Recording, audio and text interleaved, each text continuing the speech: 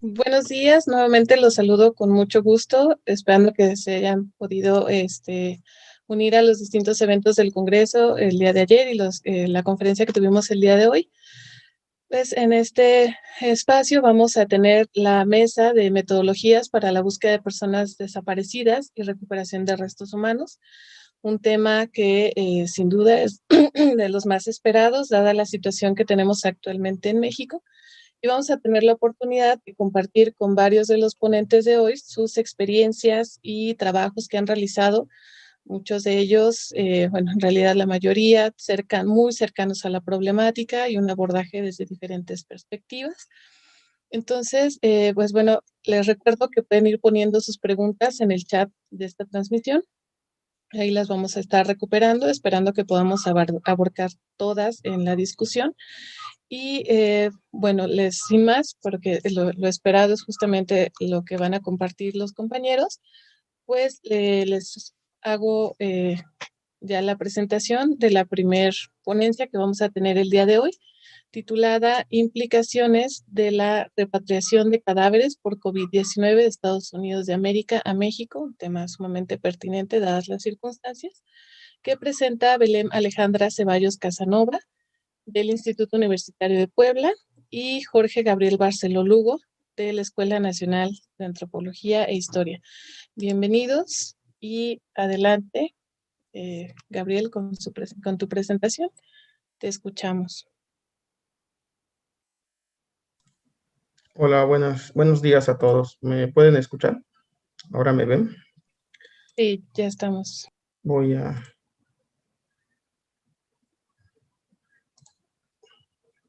Bueno, pues como ya lo ha mencionado Roxana, la ponencia que venimos a presentarles es implicaciones de la repatriación de cadáveres por COVID-19 de Estados Unidos de América a México. Sí.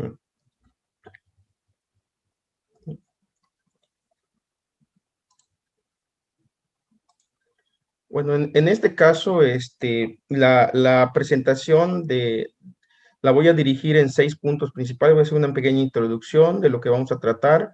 Voy a hablar sobre la antropología cultural forense en tiempos de COVID-19 y también voy a hablar sobre las implicaciones de la repatriación de cadáveres en general, que ha sido una problemática muy extensa y muy sonada y muy complicada en este caso, antes del COVID-19 y ahora con el COVID-19 ha tenido cambios que ha complicado más la situación, ¿no? También la situación respecto a las muertes de mexicanos fallecidos por COVID-19. Anoche que estábamos repasando para la presentación con la compañera Belén Alejandra, encontramos una noticia de CNN donde da datos actualizados, más adelante se los voy a mencionar. Finalmente, en el punto número 5, las implicaciones culturales, que estas son las que conllevan toda esta cuestión ideológica y toda esta cuestión moral, religiosa, ¿no? De las personas que vivas, que pues quieren recuperar el cuerpo de algún familiar, ¿no? Y finalmente, pues las consideraciones finales ya las iremos platicando conforme avanza la ponencia. De acuerdo con cifras de la Secretaría de Relaciones Exteriores, alrededor de 3.395 migrantes han fallecido a causa del coronavirus en Estados Unidos. Estamos hablando de esto en general, ¿no? Que posteriormente vamos a hablar un poco sobre la actualización de este dato más adelante en la presentación. Se pretende llevar a cabo un análisis de la situación que implica el traslado de los restos humanos de Estados Unidos a México y cómo se ha estado teniendo estas problemáticas, cuáles son las instituciones implicadas, algunos problemas que a veces se suscitan en cuanto al traslado del cuerpo, porque el aeropuerto, las vías aéreas tienen unas ciertas reglas que en el país de recepción no se cumplen, la forma en que se traslada, que se necesitan trasladar, etcétera. O sea, una serie de congruencias en cuanto a las normativas y no se ponen de acuerdo las diferentes instituciones y organizaciones implicadas a esto, ¿no? Principalmente este trabajo se hace con consultas y análisis de fuentes bibliográficas. Se han observado algunos registros de casos respecto a los traslados de las personas fallecidas por COVID-19 y no solamente hacia de las personas fallecidas por COVID-19, sino también por las personas fallecidas en general de México a Estados Unidos, ¿no? Por otros casos, muertes violentas, accidentes, etcétera, etcétera, ¿no? Dentro del punto número 2, vamos a, bueno, en este caso entramos a lo que es la antropología cultural forense, como la venimos llamando Alejandra y yo, en tiempos de COVID-19. En este caso, la antropología cultural forense suele contribuir en la administración de procesos legales, determinando patrones de comportamiento cultural para establecer los hechos. En este caso también aporta teorías, métodos y estudia las concepciones culturales sobre la muerte y la muerte violenta. En este caso le pusimos un tinte cultural a la antropología forense porque se va a encargar también de ver el trasfondo de las ideas, costumbres, todo lo que está en cuanto alrededor de esta muerte y en el caso de esta ponencia, todos los procesos culturales muy complejos que hay para regresar el cuerpo de la persona que ha fallecido por COVID de los Estados Unidos, ¿no? Bueno, en la diapositiva podemos observar, dice que en contextos de epidemia, actúa frente a las leyes que impactan las prácticas o derechos en torno a la muerte, ¿no? En este caso, bueno, es lo que lo que voy mostrándole más adelante, ¿no? También tiene aportaciones para mitigar la propagación de infecciones. Dentro de este punto, lo importante es que la antropología cultural forense va a indagar cuáles son los posibles vías de contagio y tratar de concientizar y decir, bueno, esta no se debe hacer así, no se debe hacer así, que, etcétera, ¿no? Considera la cadena de individuos involucrados en la manipulación de restos y considera colectivos vulnerables. En este caso, pues, los vulnerables para esta situación serían las familias, o los mismos mexicanos que están en Estados Unidos, que muchas veces, inclusive para obtener servicios de salud es muy complicado cuando están en calidad de inmigrantes y sobre todo si están ilegales en este sentido. Hablando del punto 3, como les mencioné hace un momento, estoy hablando sobre las implicaciones de la repatriación de cadáveres, y esto es no solamente la repatriación de cadáveres por COVID, sino en general. Les comentaba que les estaba yo leyendo una cita sobre la implicación de la repatriación de cadáveres. Dice, la práctica de repatriación de cadáveres es una constante y da cuenta de la importancia de la afiliación entre las familias mexicanas. Esta implica la relación entre personas de espacios geográficos distintos, ya que la organización comienza desde el lugar del cual partirán los restos. Implica a las aerolíneas y a las organizaciones que están para recibirlos y sepultarlos, en este caso también los parientes, bueno, en este caso serían los receptores, parientes, etcétera, ¿no? Y es bien complejo esta cita, la menciono porque ahí es donde parten todos los problemas, ¿no? Habla de tres partes involucradas, ¿no? En este caso, de dónde sale, en la vía para mandarla hacia el país y las organizaciones que reciben en este caso, ¿no? Que, como voy a mencionar más adelante, nos vamos a dar cuenta que es un problema porque cada una de estas tiene normas muy específicas en este caso y que complican el traslado fácil, ¿no? Antes del COVID se mencionaba que este traslado podría durar 10 días, no sé, 5 días, etcétera, ¿no? Pero ahora puede durar un mes, dos, hasta 3 meses para que puedan recibir el cuerpo. En este caso, muchas veces nada más llegan los restos incinerados, ¿no? En urnas o así. Bueno, mencionaba que dentro de este punto, hay otro punto que dice las normas para la repatriación de cadáveres en COVID-19. La Secretaría de Relaciones Exteriores, en este caso, ofrece orientación y apoyo para el traslado de los restos o cenizas de mexicanos fallecidos en el extranjero.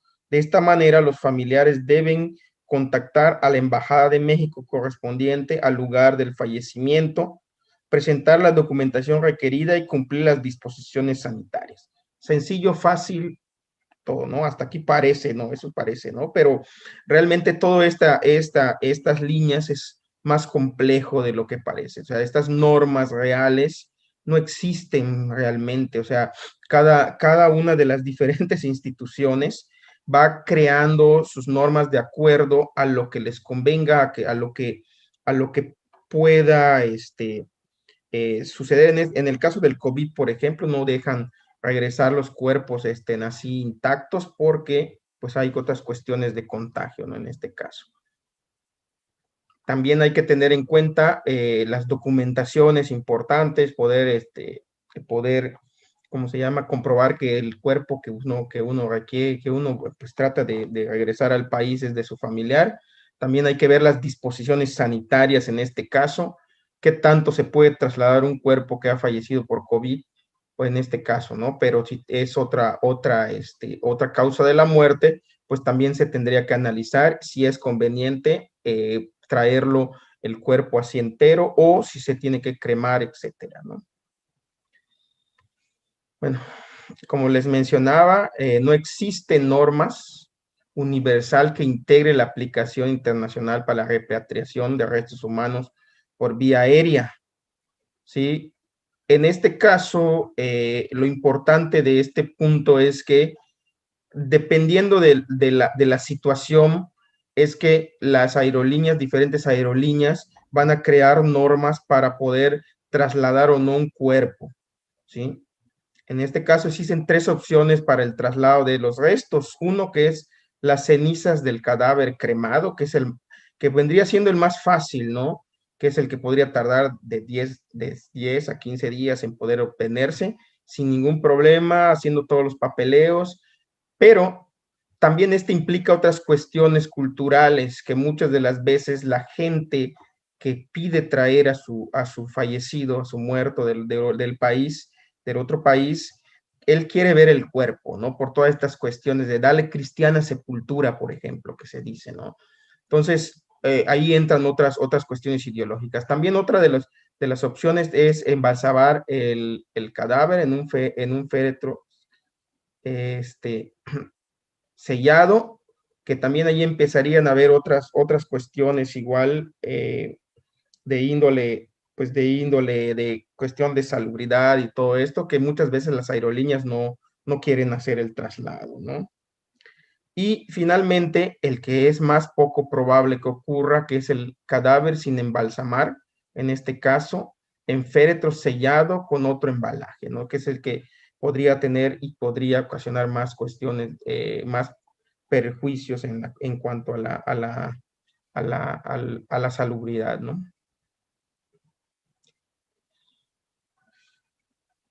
A ver.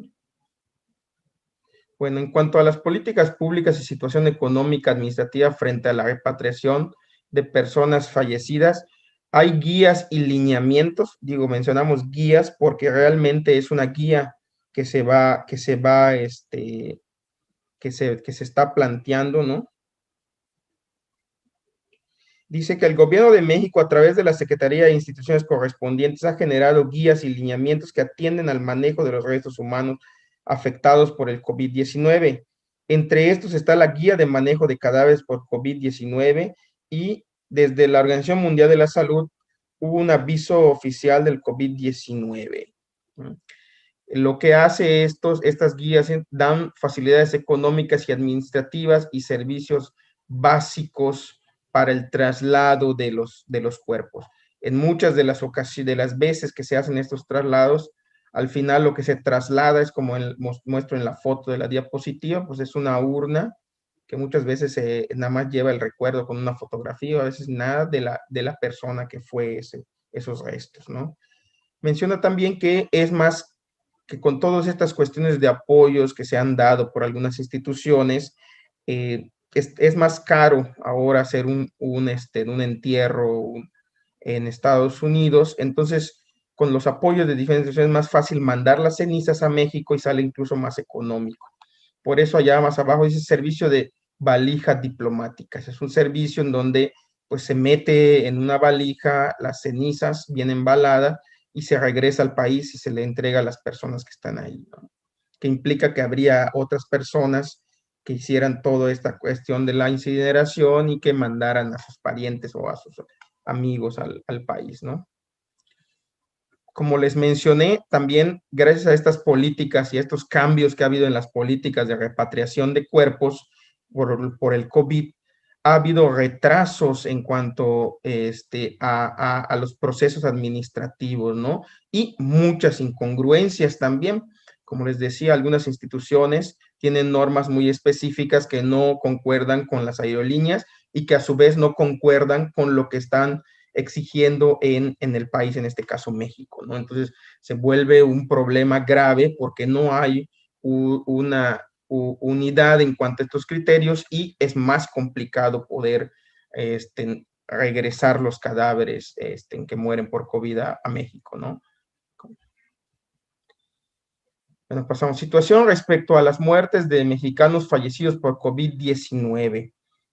En este caso, quiero mencionar así rápidamente que en 2019 había 10.9 millones de mexicanos que viven en Estados Unidos y más o menos la mitad, con un 51%, son inmigrantes. Y esto se da porque ha habido una creciente indigenización en los flujos migratorios, lo que ha hecho que muchos indígenas que antes trabajaban la tierra o estaban más establecidos con un arraigo a su tierra o a sus raíces, quieran prosperar, quieran cambiar, quieran tener como mejores oportunidades, entonces estén yéndose a Estados Unidos por estas cuestiones de mejoramiento, entre comillas, del económico. ¿Sí? Siempre la Secretaría de Relaciones Exteriores menciona que en 2019, 4.572 restos humanos mexicanos han sido repatriados de Estados Unidos a México, ¿no? En este caso. Estamos hablando del año pasado, antes de que esté la pandemia, ¿no? Principalmente estos han venido de la Ciudad de México, Estado de México, Guanajuato, Guerrero, Jalisco, Michoacán, Oaxaca, Puebla y Veracruz, que son los estados donde más gente ha regresado, o sea, más cuerpos han regresado de Estados Unidos. Y estos han regresado de Austin, Chicago, Denver, Houston, Laredo, Miami, Nueva York, San Bernardino y Seattle. Bueno, aquí les quiero enseñar una de las gráficas que se tomó la tarea de hacer mi compañera Belén, que en cuanto a el número de hombres y mujeres que han sido regresados, que han sido repatriados, no fallecidos de Estados Unidos a México. No vemos que el estado que tiene más gente que ha sido regresado es Puebla. Estamos viendo que los estados que están en el centro, pues aquí están, pues son los más altos, un poco los los del sur y los del norte un poco más bajos, etcétera, ¿no? Y eso es lo que se está pudiendo observar en cuanto a la cuestión estadística. También se menciona que las edades de las personas que fallecen y que son regresadas van entre los 46 a 55 años en hombres y en mujeres más de 75. Yo creo que es importante analizar este punto porque también se ha observado que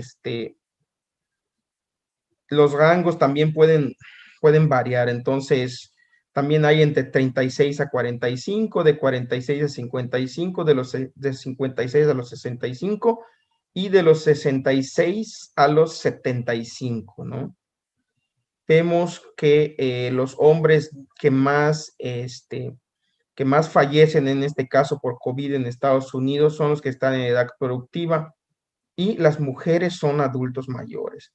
Digo, yo pienso que estas estadísticas se van dando ya que también muchos de los hombres son los que están más implicados en las cuestiones de trabajo, están más metidos, se meten en trabajos más complejos, donde hay más aglomeramiento de personas y son más propensos a contagiarse, a enfermarse y en un momento fallecer, ¿no? Bueno, y aquí les muestro los principales sitios en donde se han presentado muertes por COVID, siendo Nueva York el que se encuentra con mayor infección por COVID. Finalmente, las bases de datos de la Secretaría de Relaciones Exteriores no especifica la razón de la muerte de los repatriados. Estuvimos analizando diferentes bases de datos, estuvimos observando, tratando de encontrar como que un punto muy fino para dar números exactos, pero cuando menos la Secretaría de Relaciones Exteriores no saca sus gráficas o no las pudo, bueno, no las pudimos encontrar a lo mejor, pero estuvimos haciendo el mejor trabajo y no las encontramos. Encontramos algunas noticias, algunas publicaciones, pero la base de datos no.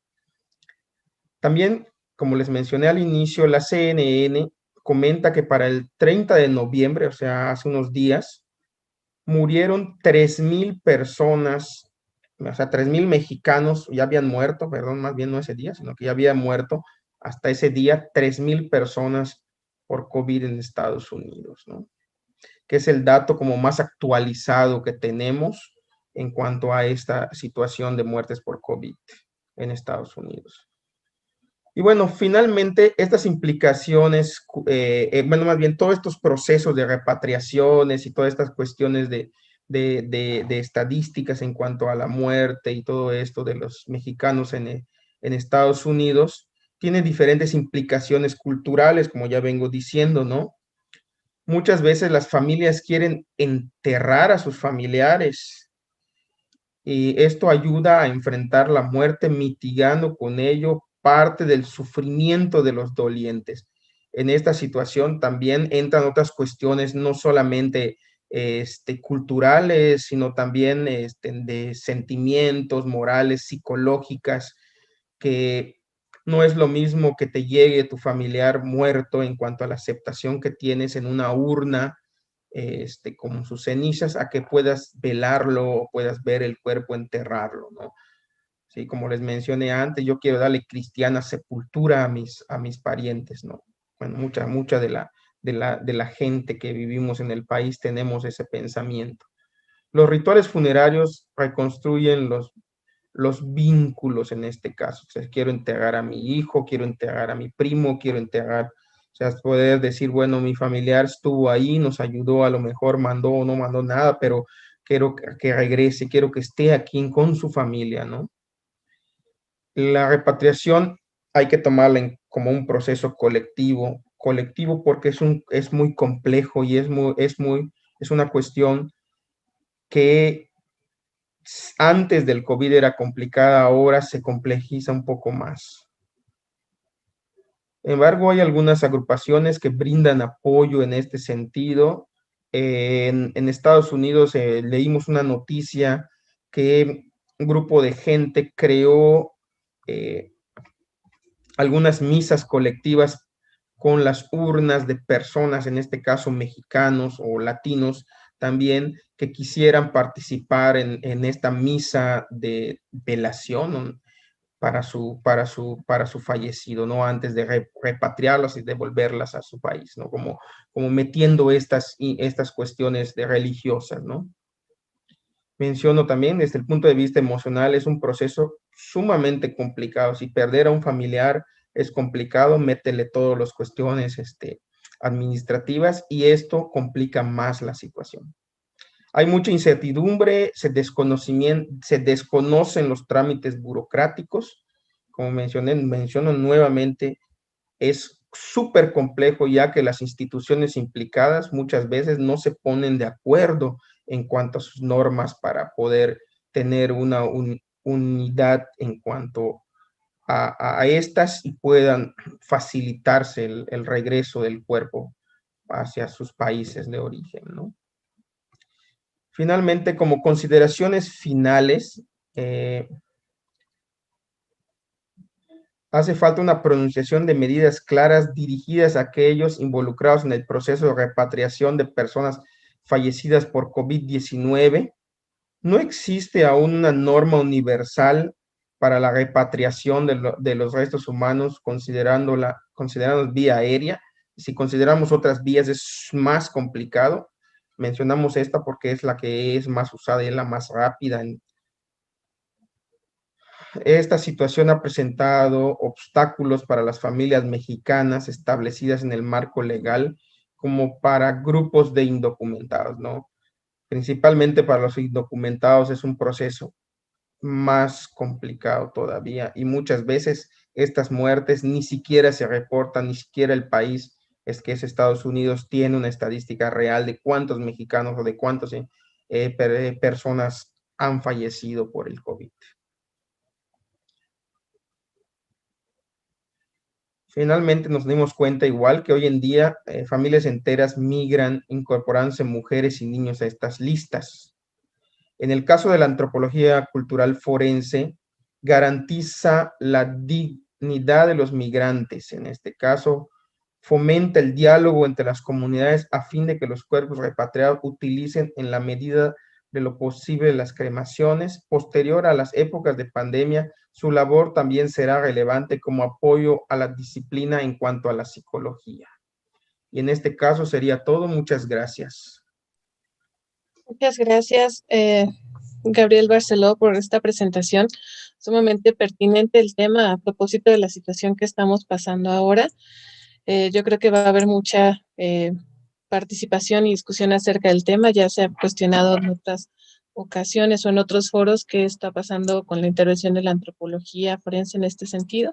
Entonces, pues te agradecemos a ti y también a Belén esta preparación del tema.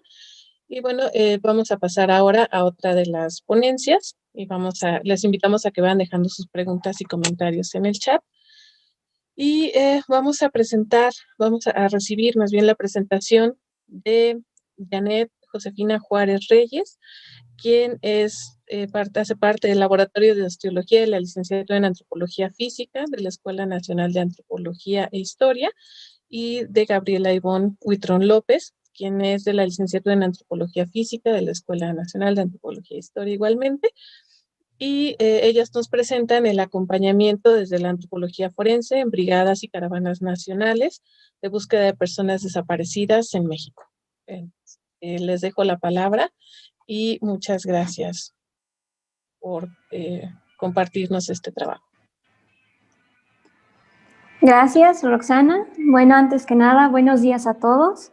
De antemano me disculpo un poquito sobre mi conexión. Voy a apagar el video para que no haya como mucho problema y tenga una mejor conexión. Y bueno, empiezo contextualizando un poquito el trabajo que hemos hecho. A partir de nuestra participación y observaciones en las búsquedas organizadas por las familias, es que realizamos un análisis de los factores que posibilitan o también impiden el desarrollo de esta labor. Y derivado de estas observaciones, propusimos implementar 5 ejes estratégicos con la finalidad de mejorar las actividades en campo y promover también el acompañamiento de especialistas forenses en estos espacios, que permitan la confianza en los procesos y que documenten aciertos y los errores cometidos durante el mismo. Siguiente, por favor.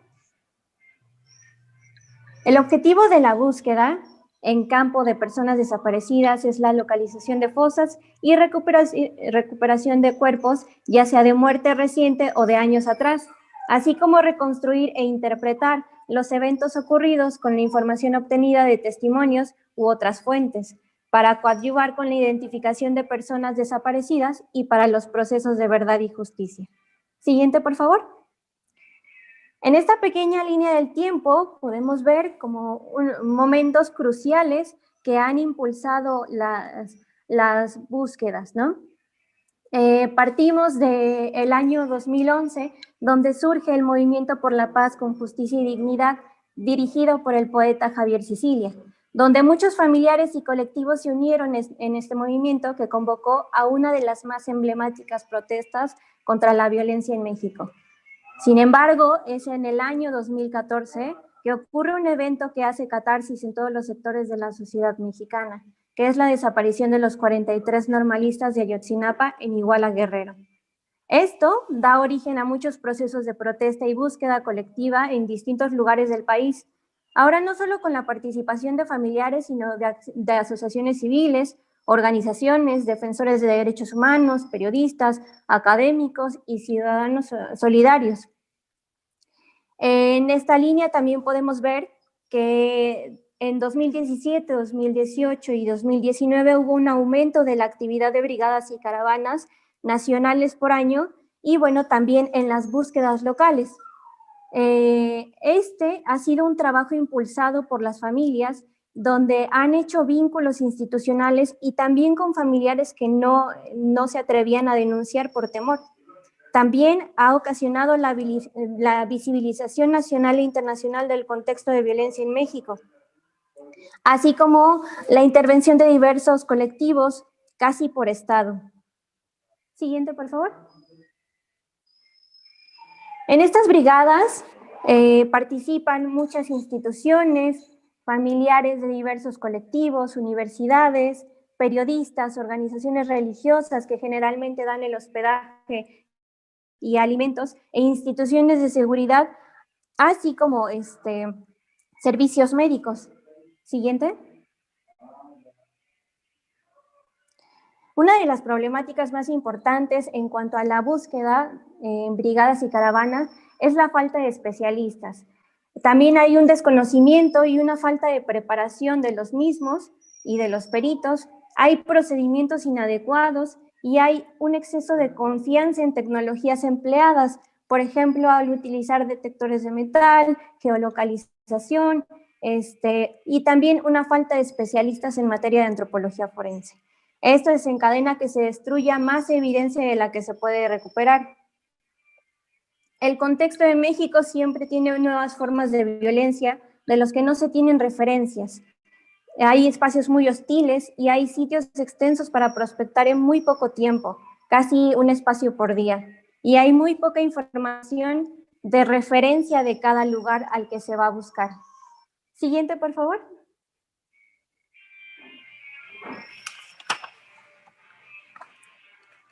Y bueno, el rol del antropólogo forense, de manera muy general, interviene en la ubicación, en la recuperación y análisis de cuerpos en sus diferentes estados de conservación. Ahí acompañando a las familias, tiene el objetivo de orientar, informar, interpretar, porque a veces las instituciones y los peritos utilizan tecnicismos que algunos familiares, si tienen muy poca experiencia, pues no los conocen. Asimismo, apoyan, proponen, aclaran y explican. Y esto genera un aprendizaje mutuo entre los especialistas y familiares. Siguiente.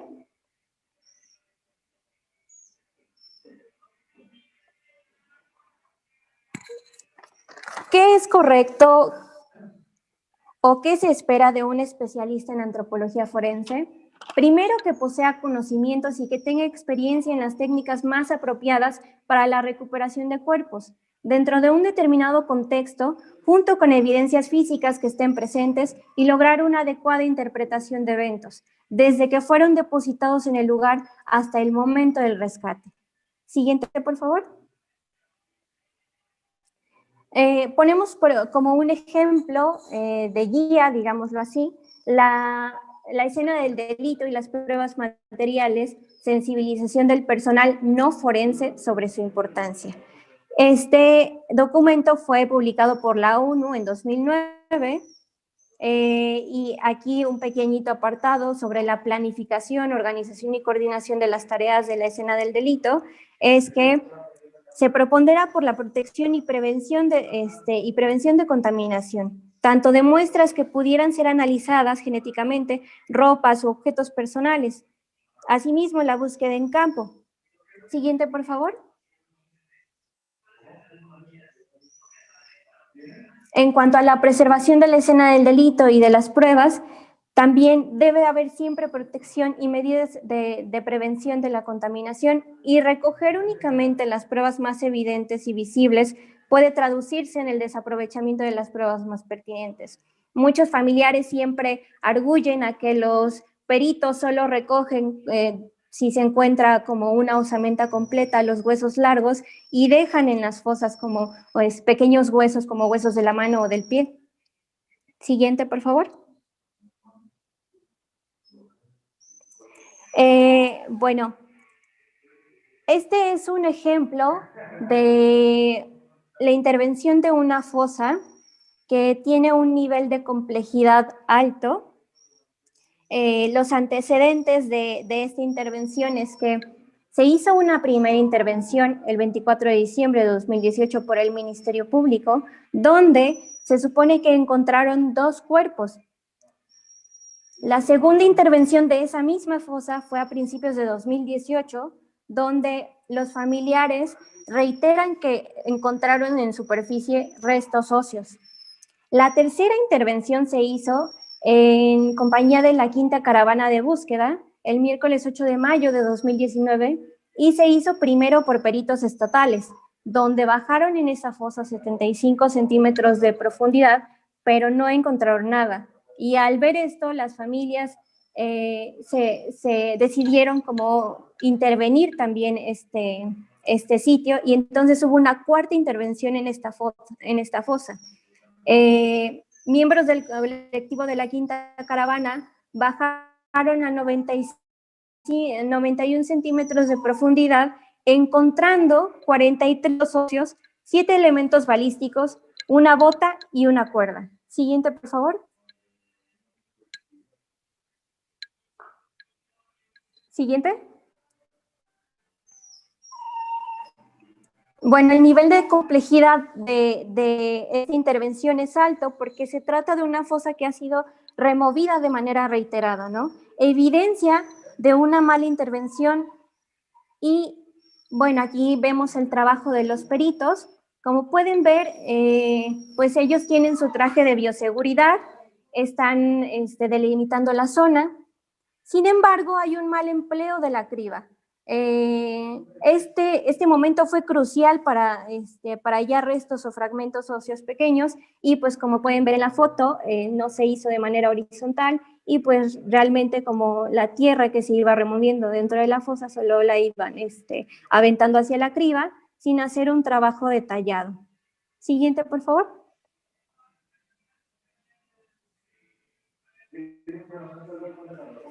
Siguiente.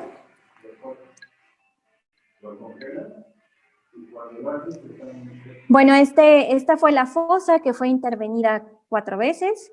Este fue como el final de la fosa, cuando se llega como a la conclusión donde ya no se puede encontrar nada.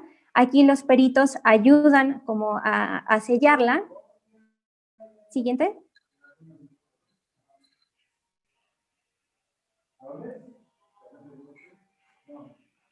Siguiente. Y bueno, esta es como la foto donde es el final del trabajo, cómo queda la fosa. Para el segundo día de trabajo, bueno, aquí podemos ver que es un área muy extensa para prospectar, es un área de crecida de río, donde puede haber arrastres de río, y pues, siguiente, por favor.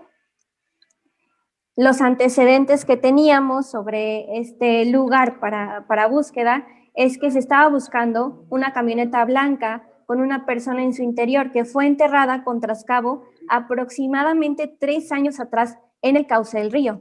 Aquí hay que tener un poquito de sentido común porque este lado es de crecida del río y pues el río puede tener arrastre, y ya habían 3 años de antigüedad de este hecho, ¿no? Siguiente.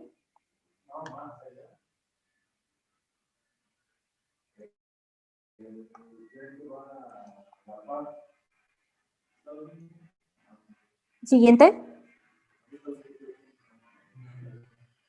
Aquí se ve como el trabajo en campo de prospección de los peritos. Los peritos siempre estuvieron como en disposición de ayudar a las familias. Sin embargo, en esta ocasión no hubo ningún perito en materia de antropología forense. Siguiente, por favor.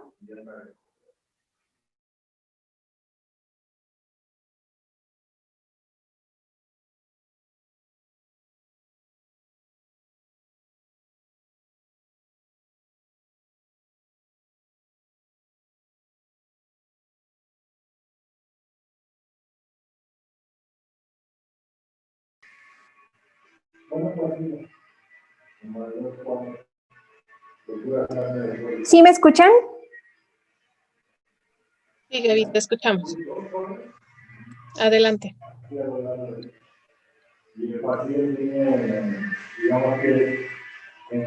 Roxana, ¿sí me escuchan? Sí, te escuchamos, Gaby. Adelante. Creo que tú escuchas a nosotros. Perdón, es que... Sí, es que perdí como la conexión por unos segundos, pero ya estoy. Ok. Ok, en el tercer día, sí, en el tercer día de búsqueda, también se hizo como una prospección. Sin embargo, faltó un análisis más profundo sobre la información del caso y también una comunicación a todos los miembros participantes sobre qué se iba a buscar. Siguiente, por favor. Mediante un testimonio se buscó una persona con una coronilla de oro en la dentadura que enterraron en un rancho cerca de una cañada a poca profundidad. Esa fue la única información que nos dieron para búsqueda y bueno, no había información sobre las condiciones del terreno o la compactación de la tierra. Y pues, siguiente, por favor. Eso mermó de cierta manera como toda la actividad de búsqueda.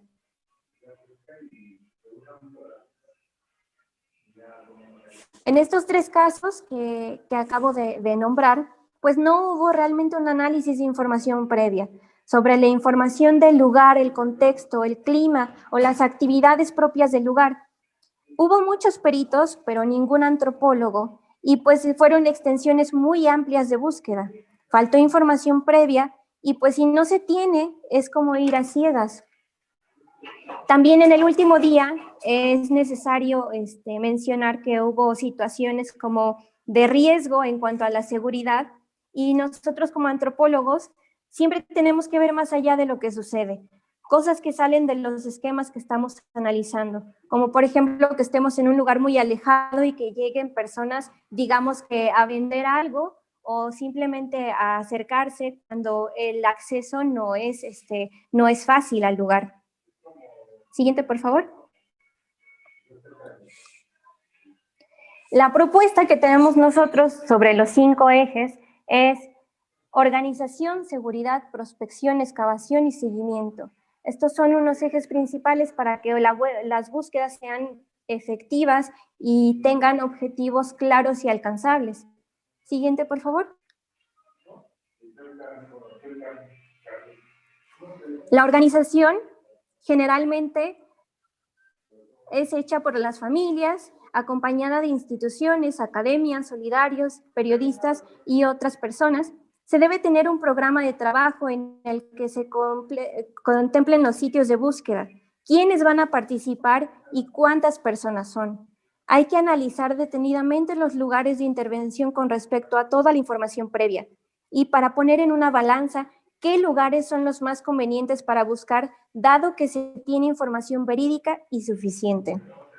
También la organización interna de las actividades es un punto nodal. Para el punto de seguridad, este debe ser el eje de todas las acciones de búsqueda. Nosotros identificamos 3 momentos críticos en la seguridad. El primero es en el campamento o lugar de hospedaje, el segundo en los traslados y el tercero en los sitios. En todos estos puntos es crucial tener un registro de quiénes están en la brigada, quiénes están participando, qué personas entran al lugar de hospedaje y qué personas son ajenas a él. En cuanto a la prospección, Debemos tener un conocimiento previo del sitio, si es seguro, el tipo de clima, el tipo de suelo, si es de fácil o difícil acceso. Asimismo, conocer la ubicación con posibles rutas de salida alternas, acceso a servicios médicos, actividades de la comunidad y creación de las comisiones que sean como en pequeños grupos para que tengamos la certeza de qué está haciendo cada persona. En cuanto a la excavación, la prospección, excavación y recuperación deben hacerse con un equipo multidisciplinario donde participen de menos un antropólogo, un criminalista y un arqueólogo, así como con la observación de los familiares que participan en las búsquedas. No son de mucha ayuda los especialistas con poca experiencia o que no tienen esta especialización en el campo de acción forense. Y en cuanto al seguimiento, tiene que ser o proyectarse a corto, mediano y largo plazo, cuestionándonos siempre qué resultados se esperan. Siguiente, por favor.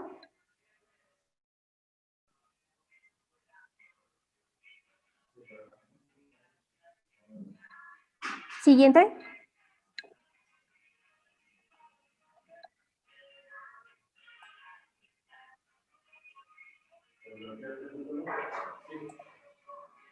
Y bueno, como consideraciones finales, en este trabajo hemos implementado los conocimientos adquiridos en nuestra formación profesional como antropólogas físicas de la ENA, con una perspectiva antropológica, social y humanitaria, apegada a los protocolos y leyes vigentes sobre la búsqueda de desaparecidos.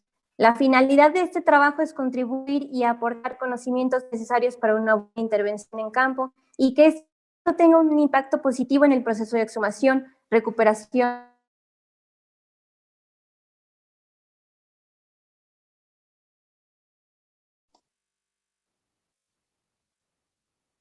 Gaby, se cortó tu audio, Gaby. Listo, ¿Sí? ya te escuchamos. Perfecto. Estaba en las consideraciones finales. Así. Las búsquedas siempre deben realizarse desde una perspectiva colectiva, entendiendo las dinámicas propias del lugar de búsqueda, fortaleciendo redes mediante vínculos internos e institucionales. Y la investigación a profundidad de testimonios facilitará realizar la reconstrucción de todas las narrativas como parte de procesos para comprender los acontecimientos de forma global. Debemos tener en cuenta que como acompañantes, nuestra participación será eventual, sin embargo, tendrá un impacto directo en las actividades que se realizan y se apoyan en el exterior. Consideramos que una de las funciones principales del acompañamiento a familiares es disipar las dudas y temores en cuanto al proceso de búsqueda, recuperación e identificación a través de información clara y transparente. Siguiente, por favor. Finalmente, el acompañamiento a los familiares implica un acto reflexivo constante. Es comprender al otro en su contexto. Es un compromiso hacia la acción a través de la ejecución de acciones viables y efectivas. Siguiente. Y bueno, muchas gracias por su atención y disculpen como mi conexión, que es muy mala. Muchas gracias. No, muchas gracias a ti, Gaby. Gracias, Janet, por esta presentación. Sin duda ha tocado un tema sumamente pues controversial en México acerca de los procesos de búsqueda que se están realizando y pues han señalado con puntualidad varios de los aspectos que debemos observar desde la antropología forense. Creo que esta mesa nos va a permitir mucha discusión, entonces pues no participo más yo, lo dejo más bien para el rato. Los invito a que sigan haciendo sus preguntas y le doy paso a nuestros siguientes participantes. Javier Yankelevich, Sanicte Minor, Yadira Espinosa y Brenda Reyes, quienes son de la Comisión Nacional de Búsqueda, y ellas nos presentan los desaparecidos que nadie ocultó hacia una taxonomía social de la desaparición administrativa. Muchas gracias por compartirnos esta experiencia y pues les cedo el micrófono. Bien. Bueno, pues muchas gracias. a todos los que nos escuchan, a Roxana y el resto del equipo mexicano por organizar el Congreso. Hemos preparado una presentación con la intención de ceñirnos al tiempo, que es escaso, de modo que reduzco el tiempo para agradecimientos e introducciones y voy a ir directamente al grano. Ojalá pudiéramos pasar a la siguiente diapositiva.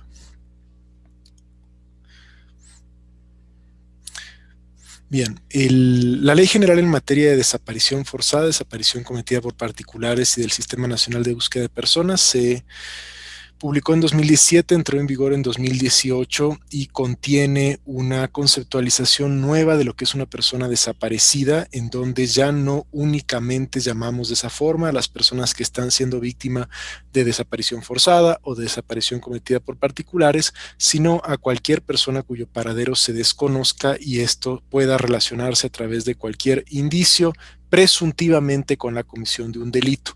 Esto parece un matiz muy ñoño, pero en realidad tiene implicaciones jurídicas e institucionales masivas sobre el trabajo de nuestras instituciones, tanto las creadas por la Ley General, las comisiones de búsqueda, las fiscalías especializadas, como en general sobre las instituciones vinculadas con búsqueda, como instituciones de seguridad pública y otras autoridades ministeriales.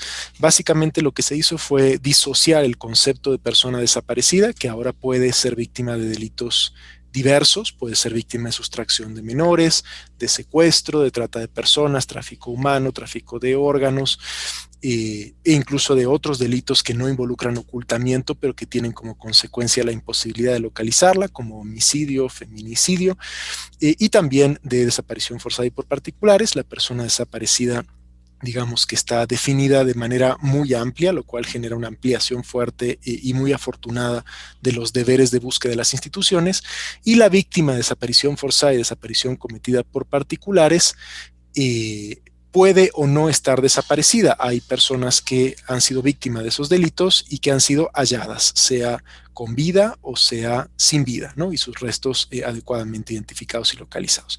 Esta disociación nos abre un campo de amplitud mucho mayor al anterior para la búsqueda institucional de personas desaparecidas. Nos dice que no importa qué es lo que causó la ausencia, cómo se clasifica eso según las leyes penales, no importa digamos, la textura penal de lo que sea que ocurrió, se cree que ocurrió, se supone que ocurrió. Lo que importa es que la persona no está y el Estado tiene la obligación de buscarla hasta su localización. Si está con vida, auxiliarla; si está sin vida, identificar sus restos y restituirlos con dignidad a sus familiares, ¿no? Entonces, en la medida en que el concepto se amplía en tal magnitud, también las instituciones de búsqueda tenemos que aprender a ampliar y diversificar nuestras metodologías de búsqueda de personas desaparecidas, puesto que hoy llamamos de ese modo, por razones muy buenas, a un rango muy amplio de personas y de situaciones y circunstancias. Siguiente, por favor.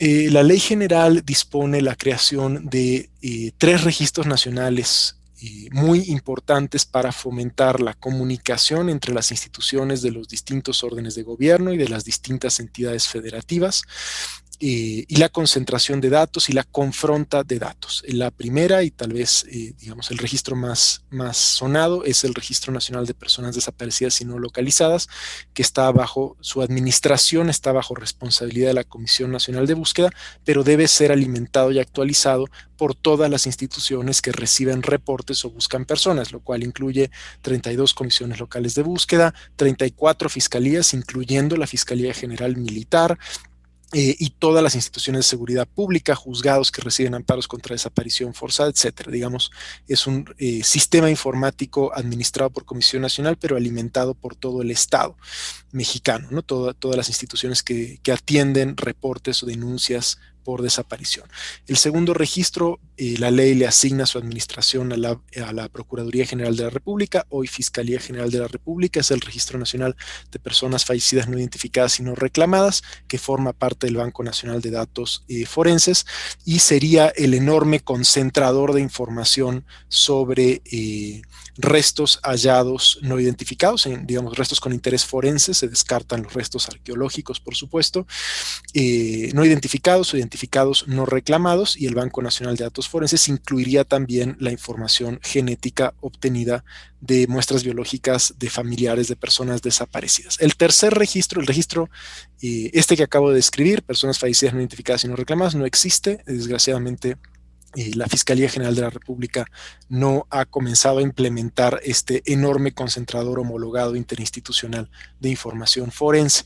El tercer registro, y es el que vamos a hablar más hoy, porque es el que motiva la metodología de búsqueda que hemos venido a compartir con ustedes y a someter a su consideración, es el Registro Nacional de Fosas Comunes y Fosas Clandestinas. Este es el que está menos detallado en la ley general y genera muchas dudas. Primero, no hay una definición de qué es una fosa clandestina. Segundo, no dice quién es el responsable de administrarlo. Dice que es una herramienta del Sistema Nacional de Búsqueda, pero el Sistema Nacional de Búsqueda es una reunión de instituciones que no tiene estructura propia. Es un órgano de acuerdo.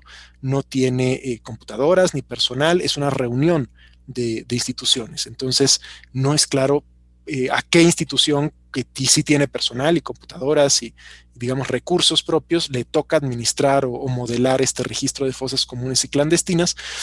Y otra cosa que no es clara es qué nivel de detalle se requiere sobre las fosas comunes. Como ustedes saben, las fosas comunes, pues, digamos, son espacios legales de inhumación de material biológico, que puede ser restos amputados, fetos, cuerpos no identificados y cuerpos identificados no reclamados, tanto pertenecientes a personas que murieron víctima de delitos como personas que murieron de causas naturales, o en cualquier caso no víctimas de delito y cuyos cuerpos no fueron reclamados. Entonces, lo único que la ley te dice sobre este Registro Nacional de Fosas Comunes y Clandestinas es que la información respecto de las fosas comunes que existen en los cementerios y panteones de todos los municipios del país tendrá que estar allí. ¿Qué debe incluir este registro? Tiene que incluir un listado de esos. ¿Cuál es la información respecto de esas fosas comunes? ¿Cuántas fosas son? ¿Dónde están? Realmente no hay un desarrollo en la ley comparable al que tienen los otros dos registros, ¿no? El de personas desaparecidas, que enlista lo que estamos buscando, y el de personas fallecidas no identificadas y no reclamadas, que enlista los restos y cuerpos de interés forense que sean recuperados, ¿no? Entonces, lo que hemos hecho, y el protocolo homologado de búsqueda nos ayuda, es aterrizar metodológicamente qué puede ser este registro, quién lo puede administrar y qué tipo de utilidad tiene para efectos de búsqueda de personas desaparecidas. Hasta aquí mi sección de la exposición. Y yo les voy a presentar cuál es nuestra propia propuesta del registro de fosas comunes. El objetivo, que es lo que nosotros hicimos y estuvimos analizando, es que en noviembre del 2019, del año pasado, acudimos a uno de los panteones de todo el país, que es el Panteón Civil de Dolores de la Ciudad de México, que concentra cuerpos inhumados tanto de la Ciudad de México como del Estado de México. Y lo que observamos es que tienen un archivo de inhumaciones y de exhumaciones muy particular. En este archivo encontramos registros de personas desconocidas, de personas conocidas no reclamadas, y además de cuerpos había otro tipo de restos humanos inhumados. Con esto nos referimos a restos óseos, restos humanos como órganos de cuerpos humanos, miembros amputados que podrían corresponder también a personas que en la actualidad se encuentran vivas, fetos y cadáveres. Entonces, nuestra propuesta es recopilar toda esa información que está incluida dentro del archivo de inhumaciones y del archivo de exhumaciones, conjuntarlo en una matriz que pueda ser consultada a través de la Comisión Nacional de Búsqueda, a lo que le llamamos módulo de fosas comunes, porque únicamente se limita a la fosa común y no contempla las fosas clandestinas. Y la utilidad de este módulo es en lo que se centra nuestra investigación, es que hemos podido realizar un cotejo contra el Registro Nacional de Personas Desaparecidas y No Localizadas. Este cotejo nos permite identificar posibles positivos de personas que podrían estar desaparecidas en la actualidad y además están inhumadas en la fosa común del Panteón Civil de Dolores. Entonces, al tener estos resultados, nos dimos cuenta de la gran utilidad que era recopilar toda la información disponible que hay en los archivos, tanto de inhumaciones como exhumaciones y todos los demás archivos físicos, porque los tienen en papeles dentro de los panteones, recopilarlos en una sola base y que esto se replicara a nivel nacional. Además de que nos permitió encontrar personas que podrían estar desaparecidas, también generó nuevas metodologías de investigación, que es una de las grandes propuestas que se tienen también de este proyecto, lo que hemos llamado taxonomía social, que no discutiremos en esta presentación, pero es una nueva propuesta metodológica que podría incluir la arqueología y la antropología forense. Y la otra es que permitió generar nuevos tipos de búsqueda que están incluidas en el protocolo homologado de búsqueda, como la búsqueda generalizada.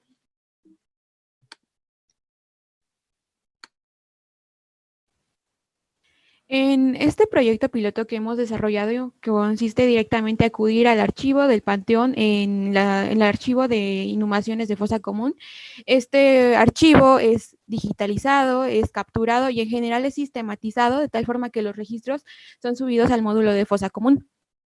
A su vez, este módulo de fosa común, como ya explicó mi compañera, es cotejado contra Rempetno, y en el caso de que haya un posible positivo es cuando comienza toda esta colaboración interinstitucional entre la Comisión Nacional de Búsqueda y las comisiones locales de búsqueda, donde desapareció la persona y posiblemente esté inhumado el resto. Estas instituciones se encargarán de recolectar toda aquella información en documentos que nos puedan decir información en torno a ese resto y cómo es que terminó en esa fosa común. A su vez, las comisiones locales se encargarán de visitar y hacer consultas a los archivos en torno, que nos puedan proporcionar información en torno a cómo fue la disposición de este resto. Cuando haya un grado aceptable de correspondencia entre la información del resto y la persona desaparecida, lo que se hace es que las comisiones locales de búsqueda comenzarán a llenar la bitácora única respecto a todas aquellas acciones que realizaron durante la investigación, harán el contacto con los familiares, explicarán los hallazgos y a su vez les darán acceso completo al expediente de búsqueda y contactarán a la autoridad ministerial pertinente en la investigación. Una vez que se haya recolectado numerosas coincidencias con el fin de no intervenir lo menos posible en las fosas comunes, lo que se planean son exhumaciones masivas. Obviamente esto a manos de la coordinación de las autoridades pertinentes buscadoras con fines de exhumación y de identificación. Una vez que se logre la identificación, lo que se planea es la restitución a los familiares en caso de ser posible, pero en caso de que no sea, el otro camino son panteones forenses o inhumaciones en fosas individuales. Toda esta metodología es lo que sustenta al protocolo homologado de búsqueda en el punto 4.2, que es el cotejo de Rempetno con registro de inhumaciones de fosas comunes y que ya está siendo puesto en marcha en casos específicos de investigación.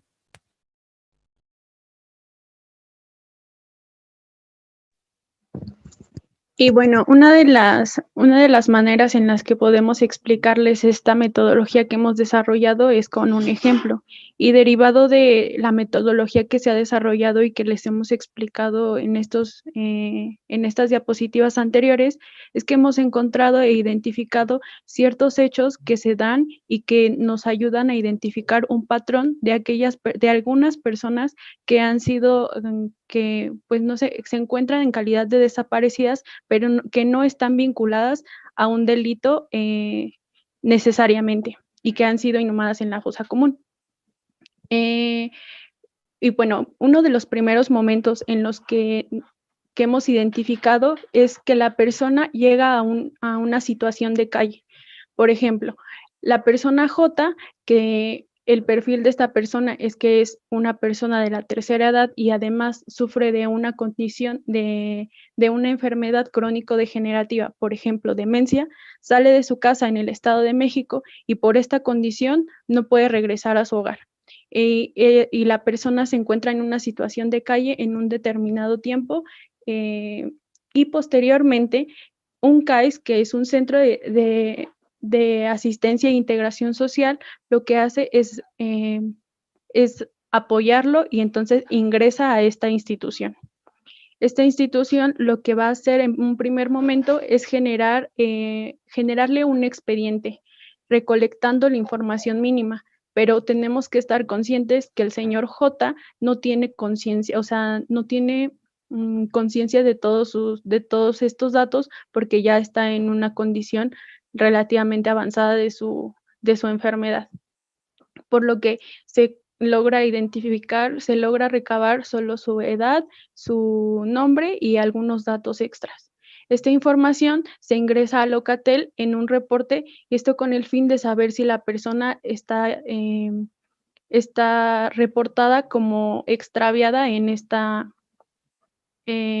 base. Como J no se encuentra en el expediente de Locatel como extraviado, lo que pasa es que J permanece un determinado tiempo en el CAIS y en ese lugar fallece. Como no hay una persona que reclame su cuerpo, un convenio entre Civiso y ciertas universidades permite que el cuerpo sea utilizado para fines de enseñanza. Posteriormente, el cuerpo de J pertenece a un año derivado de lo que establece la Ley General de Salud, que es el tiempo máximo que puede permanecer en la institución. De la universidad, el cuerpo de J pasa directamente al Panteón Civil de Dolores en este caso. No pasa, en ningún momento pasa por un servicio pericial, ni por INCIFO o algún CEMEFO. Y esto hace que pues no exista una conexión, y esto hace que no exista una conexión con algún delito, pues su fallecimiento no se derivó de un homicidio o de un accidente o alguna cuestión que haga que directamente ingrese a INCIFO. Por ese motivo, nunca se vincula a un delito. Posteriormente, la Comisión Nacional llega al Panteón Civil de Dolores y recopila todos los registros que existen sobre el caso de el señor J. En este caso se ingresa, además de recolectar la información, toda esa información se ingresa al módulo que ya mencionaron anteriormente. Y esta información se coteja con REDPEDNO. En el REDPEDNO se obtiene que esta persona tiene una posible, que se encuentra reportada como desaparecido desde hace algunos años. Posteriormente, se necesita recopilar demasiada información para saber que esta persona puede ser posiblemente la misma, ¿no? Entonces, en estos momentos, nos encontramos en un punto en el que tenemos que empezar a planear la exhumación, identificación y restitución de aquellos cuerpos que han dado como posibles positivos con una alta probabilidad.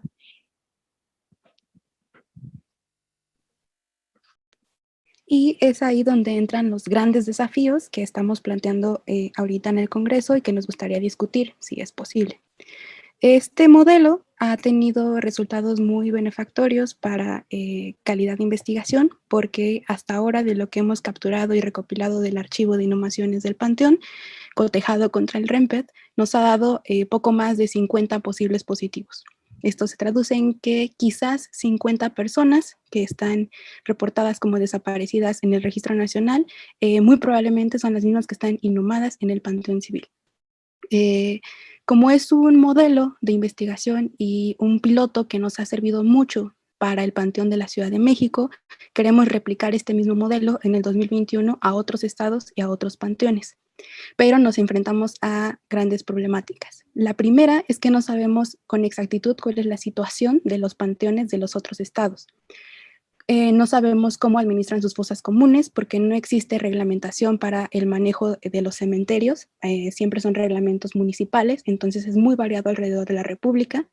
No sabemos cómo registran la información en sus archivos, no sabemos si esos archivos son digitales o son físicos, y no sabemos quiénes se hacen cargo de esos archivos, si es la administración directa del panteón o es el gobierno municipal o el gobierno estatal, etc. Entonces, primero tenemos que reconocer la situación de los panteones, señalar las diferencias de los archivos, ver cómo podemos homologar toda esa información contra la propuesta que ya tenemos del módulo de fosas comunes y además evaluar el escenario forense de la fosa común. Aunado a esto, con el ejemplo que ya les explicó Yadira sobre J, tenemos un proceso de exhumación pendiente y no sabemos aún muy bien, que es un tema de discusión y de amplia oportunidad, qué protocolos y lineamientos se tienen que seguir para exhumar masivamente cuerpos de la fosa común. Porque la fosa común no es un solo espacio, son múltiples fosas que se engloban en una sola y el escenario es muy complicado a nivel forense. Entonces, ¿cómo podemos intervenir esa fosa común sin alterar el resto de las personas, de cadáveres o de restos humanos que están inhumados ahí también? También otro reto muy importante es la identificación de estas personas. Tenemos que buscar técnicas que permitan identificar cuerpos en estado avanzado de descomposición y, si no se puede, individualizar a esas personas para futuras exhumaciones, inhumaciones o identificaciones. Además, ustedes saben, es muy complejo hacer una identificación de restos y qué tanta información se necesita para asegurarnos de que esa persona es la misma que ha sido reportada como desaparecida. Y por último, otro gran desafío es la reinhumación. La idea es que se exhumen los cuerpos de las personas que ya se han reconocido que posiblemente sean desaparecidas, pero dentro de esa fosa común hay restos y cuerpos de personas que aún no tenemos certeza de quiénes son ni de están siendo buscados. Y aún así tenemos que tratarlo con todos los protocolos y lineamientos posibles, respetando también los restos humanos. ¿Cómo vamos a hacer para reinhumar esos cuerpos en un nuevo lugar o en el mismo lugar, pero que permita individualizarlos e identificarlos en el futuro? Con esto proponemos que se hagan lineamientos de panteones forenses que ya se han realizado en otros estados del país, pero que se adapten a los panteones específicos de los estados en que se genere esta metodología y este diseño de investigación. Y por nuestra parte es todo y muchas gracias por su atención. Muchísimas gracias a los compañeros de la Comisión Nacional de Búsqueda por esta presentación. De verdad que nos ponen a pensar en un tema, seguramente habrá mucha discusión al respecto de ello. Es un tema que además el MAP ha trabajado ya en 5 estados y por supuesto que sabemos la complejidad a la que se enfrentaron para sistematizar esta información y proponernos estos lineamientos que nos traen el día de hoy. Seguramente vamos a tener, digamos, que tela para cortar en esta mesa. Y precisamente por eso doy paso de inmediato a las compañeras que nos acompañan el día de hoy de Polonia. Les informo que está lista la sesión de traducción simultánea en la página, en lo que ellas hacen también el cambio a esta sala. Voy a dar un poco de tiempo. Entonces, para quienes quieran cambiar de sala por el idioma, pues estamos ahí. Es la misma dinámica. Y ellas nos presentan los métodos no invasivos para la búsqueda de restos humanos. Entonces le doy la bienvenida a Judita Bach del doctorado que tiene en la Escuela de Humanidades en la Universidad de Kraków, en Polonia, y a Katarzyna Sidła, espero haber pronunciado bien su nombre, llevo toda la mañana tratando de hacerlo, del Instituto de Arqueología en la Universidad de Warsaw. Y ambas de Polonia. Entonces les cedo el micrófono. Now you can begin the presentation. Ahora ya pueden hacer la presentación, por favor. Yeah, we can see it. Bien, ya podemos ver la presentación.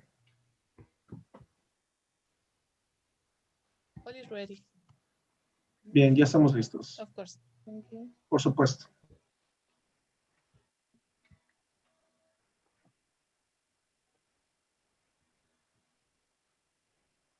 Good morning, everyone. Buenos días a todos. El tema de la presentación son métodos no invasivos para la búsqueda de restos humanos. En arqueología forense, la geofísica puede ayudar a la búsqueda de cuerpos humanos. Hablaré de los métodos, algunos métodos selectivos y de las posibilidades y las limitantes también.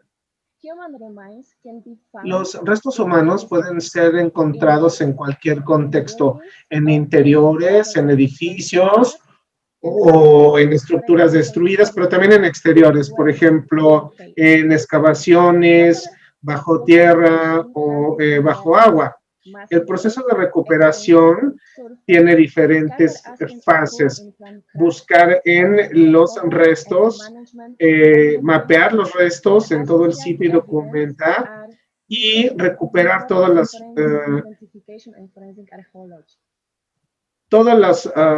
datos apropiados que se encuentren. Quiero platicar ahora. Quiero hablar de los métodos geofísicos. Todos los métodos se complementan los unos a los otros durante la búsqueda. Aquí nosotros tenemos tomografía de resistividad eléctrica, ERT, un radar penetrante de tierra y un magnetómetro. Tenemos aquí los estudios magnéticos, las investigaciones de los cambios espaciales en la robustez del campo magnético sobre la superficie de la Tierra, ha sido utilizado como un método para una exploración geofísica durante muchos años. Los cambios del campo magnético, anomalías magnéticas, reflejan, primero, la cantidad de minerales magnéticos en las rocas, la presencia de objetos metales, incluyendo metales no ferrosos, la base de las mediciones magnéticas, los tipos particulares de objetos ferromagnéticos, las diferencias en las propiedades magnéticas de diferentes materiales, en el llenado de la estructura, la determinación de los componentes de los objetos sumergidos, su estratigrafía y las capas culturales. Otro es la tomografía de resistividad eléctrica, ERT. Es una técnica geofísica para sacar imágenes de estructuras que están debajo de la superficie a través de mediciones de resistividad eléctrica que se llevan a cabo por electrodos. El método de electrofusión registra los cambios aparentes en los cambios, los arreglos mutuos de los electrodos determinan la penetración y la profundidad. Y eso nos permite hacer diferentes mediciones. El último método es el radar de penetración de tierra, o GPR, que nos permite reconocer el método de búsqueda, la tierra, en el agua o la arquitectura, para la división de las ondas electromagnéticas, registrando la diferencia en la velocidad de la penetración de la herramienta. Los resultados registrados durante la examinación se obtienen en la forma de ecogramas. Las imágenes de perfiles GPR son visibles ya durante la búsqueda. Esto nos permite identificar anomalías, ruidos, que sugieren la presencia de objetos debajo de la superficie. El GPR y sus anomalías pueden tener un gran potencial para hacer las búsquedas. Como ustedes pueden ver en la pantalla, las investigaciones geofísicas se llevan a cabo en condiciones de terreno variadas y en climas diferentes también. Las limitaciones de la metodología geofísica, porque existen las limitantes. Primero que todo, un objeto metálico debajo de la tierra, tuberías, que un magnetómetro lo puede identificar como una anomalía, pero puede tratarse en realidad de cualquier objeto. El segundo problema, por ejemplo, puede ser un cimiento muy fuerte. Ustedes pueden ver aquí una gran penetración, un radar, una anomalía, pero también podemos ver aquí pequeños huesos en medio o cerca de los cimientos, como pueden ver en la pantalla.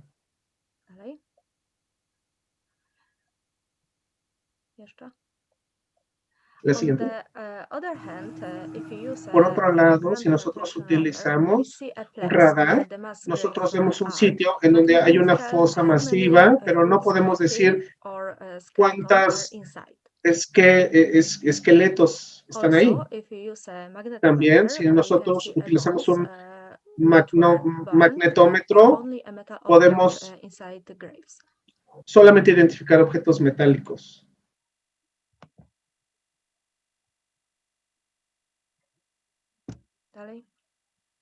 Siguiente.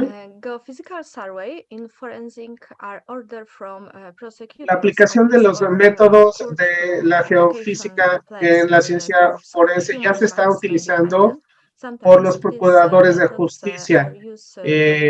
Ya se están siguiendo, por ejemplo, para ubicar un lugar en donde podría haber restos humanos enterrados, para localizar objetos también bajo la superficie.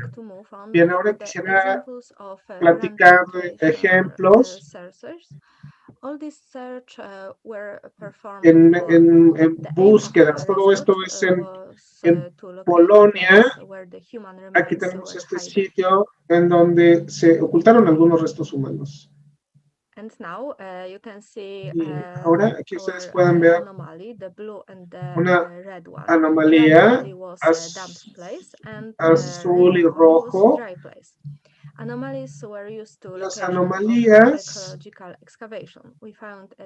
se comprobaron con las excavaciones. Nosotros aquí encontramos 5 fosas masivas. Aquí ustedes pueden ver imágenes de los estudios satelitales. El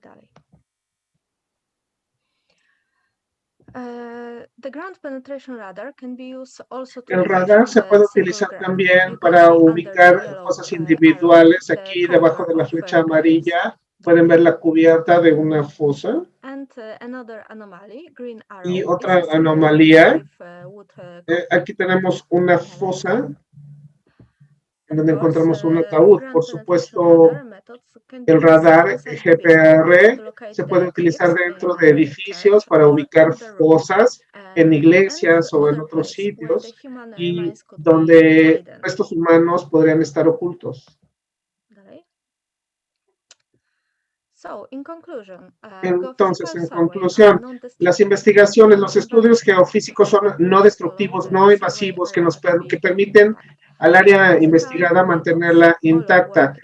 Nos permiten también trabajar en diferentes condiciones de clima y en sitios remotos. Los métodos geofísicos permiten la verificación de registros históricos y de información de archivos o con declaraciones de testigos. Gracias por su atención. Thank you so much, Katarzyna. Gracias. For this amazing presentation.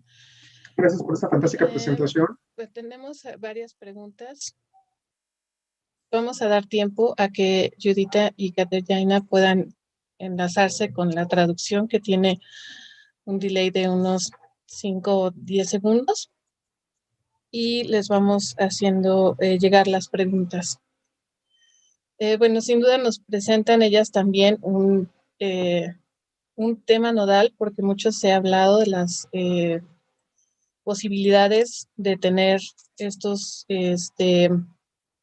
estudios de georradar. Entonces creo que ahora con estos ejemplos que nos ponen, pues se abre mucho las expectativas, ¿no? Y también se centran un poco más los objetivos. Pues bueno, voy a dar paso a las preguntas que tenemos. Me parece que ya las compañeras nos podrán estar escuchando en la sala de traducción. Y primero quisiera hacerles llegar las preguntas para Gabriela y Janet acerca de la presentación que nos dieron. Melanie Salazar nos pregunta cuál es la diferencia entre un antropólogo forense y un científico forense en cuanto a su quehacer en el campo. También Denise Ramírez menciona que los peritos que mencionas, ¿de qué licenciatura son? Esto lo hizo durante la presentación, creo que tiene que ver con los que intervinieron durante la búsqueda, que de las imágenes que ponían ustedes. Y también Benjamín Reyes nos pregunta cuál sería una metodología de búsqueda adecuada en los llamados campos de exterminio del norte de México, relacionado esto con la hostilidad del sitio por seguridad, clima y entre otros factores. Ok, bueno, empiezo primero con la diferencia entre científicos forenses y antropólogos. Los científicos forenses proporcionan muestras científicas para uso en casos que llevan los tribunales de justicia. Examinan elementos como muestras de sangre, ropas, restos de materiales quemados y coordinan y realizan una investigación científica del hecho delictivo. Mientras que los antropólogos forenses o la antropología forense tradicionalmente se dice que es una disciplina científica que se enfoca en la vida, muerte y la historia posvida de un individuo específico, cómo se refleja principalmente en sus restos óseos y en el contexto físico y forense en el que están emplazados. Esta labor requiere un análisis de la distribución espacial de los restos en su ubicación de descubrimiento, una consideración cuidadosa del entorno ambiental en el que residió el cuerpo después de la muerte, un análisis de los tejidos que pueden quedar o no, la interacción de fauna cadavérica, animales, sobre análisis de tafonomía y trauma también. Entonces, pues realmente un científico forense y un antropólogo tienen como diferentes vetas de trabajo, aunque siempre trabajan de forma conjunta. Ahora, la siguiente pregunta me parece que era sobre los peritos que intervinieron en la última, en la quinta caravana. Bueno, entre los peritos que acompañaban eran muchos, sin embargo, eran criminalistas, había creo que arquitectos, topógrafos, pero ninguno especialista como en antropología forense o arqueología. Y en cuanto a la metodología de búsqueda en campos de exterminio, primero se debe pensar pues, en la organización.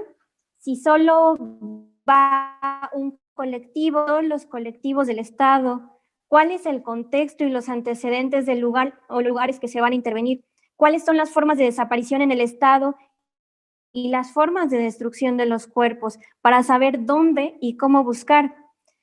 Hay que planear bien como las intervenciones en los lugares, claro, porque hay zonas que se denominan como zonas rojas, donde aún existe actividad delictiva. Pues yo recomendaría planear como la intervención por temporadas de trabajo en meses específicos donde se sepa el tipo de clima, la actividad propia del lugar. También tener en cuenta qué insumos se tienen, cuáles son las herramientas adecuadas, porque, por ejemplo, para búsqueda en campos de exterminio, no se va a ir a buscar realmente como una fosa clandestina. Generalmente se encuentran restos o elementos óseos en superficie. Y bueno, también pensar en los elementos de protección personal para la búsqueda. Y en cuanto a la seguridad, siempre hay que asegurar que haya instituciones como el Ejército, Policía Municipal, Estatal, que se involucren y que aseguren también a los participantes, porque sin seguridad realmente no se puede hacer una búsqueda. Sí. Gracias, Gaby.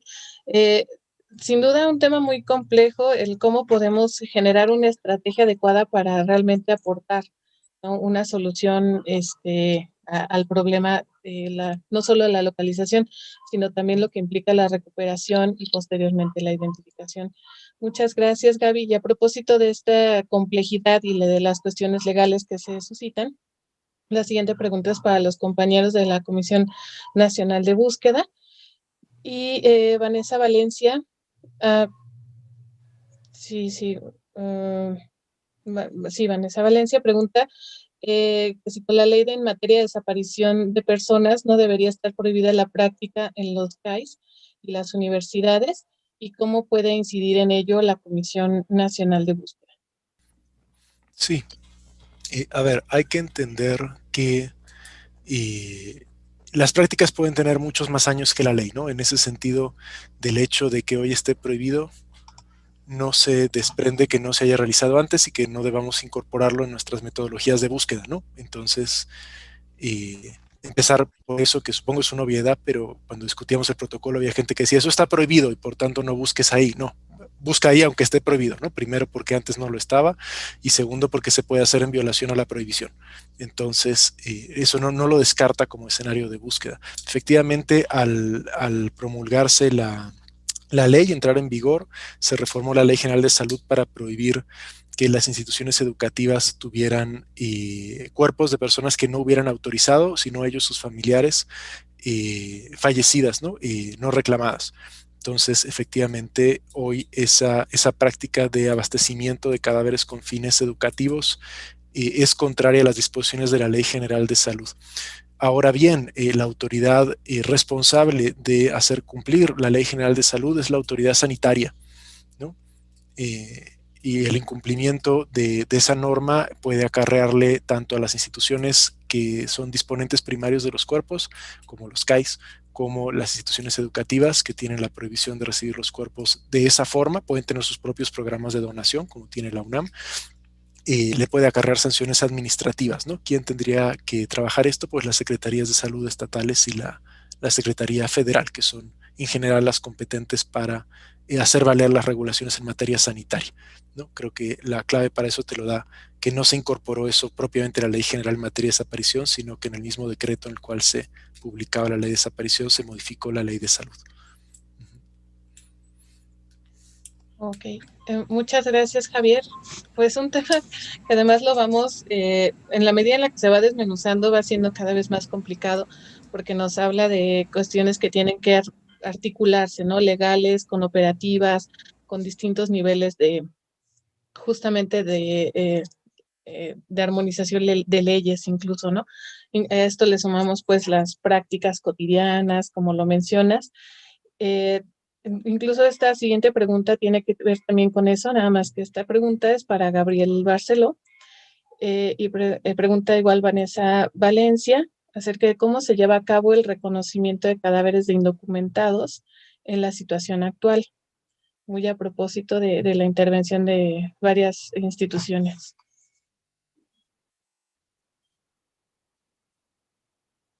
Te damos la palabra, Gabriel, o Belén, Gabriel, si quieres. ¿Me escuchan? Sí, te escuchamos. Ok, es que le estoy picando aquí, pero no sabía. Bueno, eso de la identificación de cadáveres es un tema más amplio. La verdad es que nosotros no nos metimos tanto en esa situación,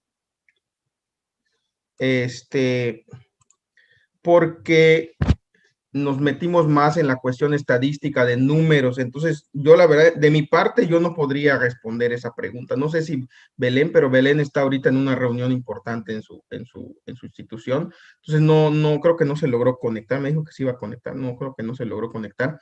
Pero de mi parte, yo no podría responderlo. O sea, siendo honesto, sí desconozco ese tema. Sí. Perdón, perdón. No, gracias, Gabriel. Definitivamente de pronto hay situaciones que vamos viendo y de ahí la participación de la antropología forense en los problemas actuales.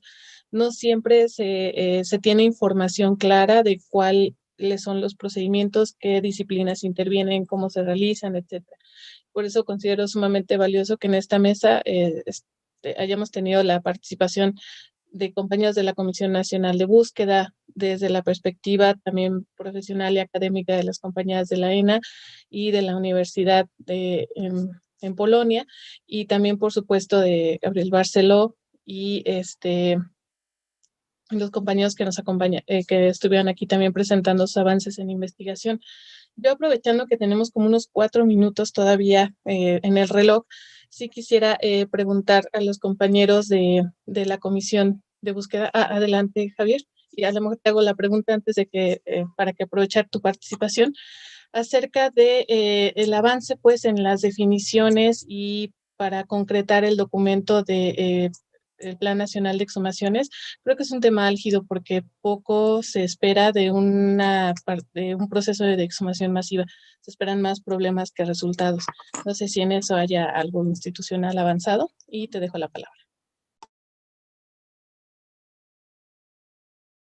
Sí, a ver, el Programa Nacional de Exhumaciones, la ley marca 2 programas, ¿no? Bueno, uno es el Programa Nacional de Exhumaciones y otro el Programa Nacional de Búsqueda, ¿no? El de búsqueda está a cargo de Comisión Nacional de Exhumaciones de Fiscalía General de la República. Que yo sepa, no hay un avance en ese sentido. Entiendo que la Fiscalía ha hecho un acercamiento, y creo que es afortunado, con INEGI para efectos de solicitar el desarrollo de instrumentos estadísticos el próximo año que ayuden a tener un diagnóstico más preciso de varias cosas de las que tenemos información, digamos, parcial, pero no con el nivel de generalidad y sistematicidad que sería necesario para construir un instrumento de ese tipo, ¿no? El antecedente del plan de exhumaciones sería el plan de exhumaciones de Coahuila, pero bueno, hay que pensar que Coahuila pues son 4 fosas comunes, una fiscalía, es un entorno mucho menos complejo que el país completo y es mucho menos heterogéneo, ¿no? Entonces, bueno, que yo sepa, hasta ahí va el Plan Nacional de Exhumaciones, pero es posible que yo no sea la persona más informada, ¿no? Entre otras cosas, porque no es mi institución y tampoco estoy tan en contacto con el área pericial, ¿no?, de mi propia institución, que sí tiene mucha relación con la Fiscalía General de la República, ¿no?, por obvias razones. Quería hacer una aclaración también, ¿no?, sobre algo que siempre intento dar la difusión, porque realmente es un ejercicio muy bueno. La regulación panteonera de este país está a nivel municipal, ¿no?, lo cual genera una enorme dispersión reglamentaria de formatos de datos. Hay gente que tiene sistemas informáticos, otros tienen matrices, otros tienen cuadernos, otros tienen tablas, otros tienen biblioratos, algunos toman unos datos, otros, digamos, un problema importante de construcción metodológica de un registro nacional de fosas comunes con el nivel de granularidad como el que estamos iniciando como piloto, que incluye información detallada sobre inhumaciones y exhumaciones y no solo un listado de los panteones, es la enorme heterogeneidad entre las prácticas institucionales de estas instituciones que son los panteones con fosas comunes, ¿no? No todo panteón tiene fosa común, muchos tienen.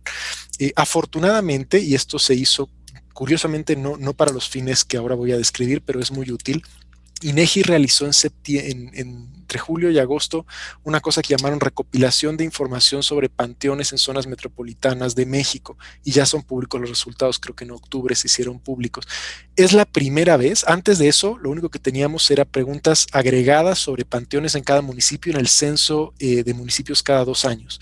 Es la primera vez que INEGI hace un estudio sobre panteones. Imagínense ustedes el nivel de fragmentación de esta información si es municipal, ¿no? Un estudio nacional sobre panteones, aunque solo sea zonas metropolitanas, ya es muy importante, en donde la unidad de análisis es el panteón y no el municipio, porque un municipio puede tener varios panteones. Entonces, antes sabíamos, hay 4 panteones en Nezahualcóyotl. Bueno, ahora tenemos información sobre cada uno de esos panteones en Nezahualcóyotl.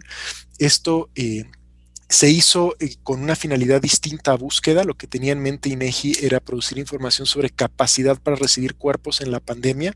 Tenían, digamos, una finalidad de planeación de política pública en materia sanitaria, pero curiosamente, yo no sé si en Secretaría de Salud lo están usando, pero en búsqueda lo estamos usando muchísimo. Es un insumo muy importante. Nunca habíamos tenido ese nivel de granularidad en información sobre panteones. Te da también una idea del abandono institucional en que están esas instituciones que ni siquiera son susceptibles de conteo, ¿no? Entonces, es muy afortunado que INEGI, aunque sea por razones sanitarias, se haya echado un clavado, aunque sea los panteones en zonas metropolitanas, que no son pocos, y una parte de ellos tiene fosa común, y por fin tenemos un poco de información sobre prácticas de registro a nivel nacional, ¿no? Poquita, ¿no? No lo hicieron con nuestras preguntas en la cabeza, insisto, pero esperamos el próximo año que repitan el instrumento, fortalezcan el instrumento del censo municipal, para que incluya información granular sobre panteones, ¿no? Y no solo sobre cuántos tiene el municipio.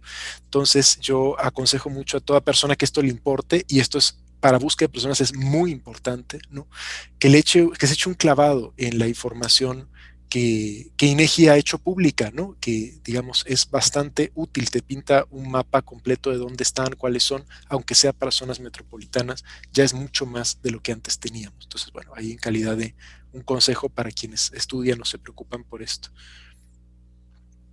Muchas gracias. Sí, perdón. Entiendo que hay una pregunta aquí, dice Paola, una pregunta: ¿conocen los avances que hay para generar una base de datos interinstitucional que ayude al registro de los restos encontrados en México y también para otros países? Ok. Supongo que es lo del Registro Nacional de Personas Fallecidas No Identificadas y No Reclamadas. El abuelito de ese registro es algo que PGR o FGR implementan, si mal no recuerdo, desde 2015, que se llama la base de datos AMPM, ¿no? Esa base de datos es un software todavía más viejo, ¿no?, que fue donado por Cruz Roja Internacional a la PGR. Y esa es una base de datos, digamos, es el mayor esfuerzo a la fecha para concentrar información sobre cuerpos a nivel interinstitucional, ¿no?, porque cada servicio pericial o institución forense tendrá sus propias bases de datos, sus sistemas de registro, pero AMPM es el único sistema que concentra información entre varias unidades ministeriales y forenses, y tiene, digamos, múltiples problemas. No todas las fiscalías están subidas al sistema, hay problemas, ¿no?, pero es lo que hay, es mucho mejor que nada.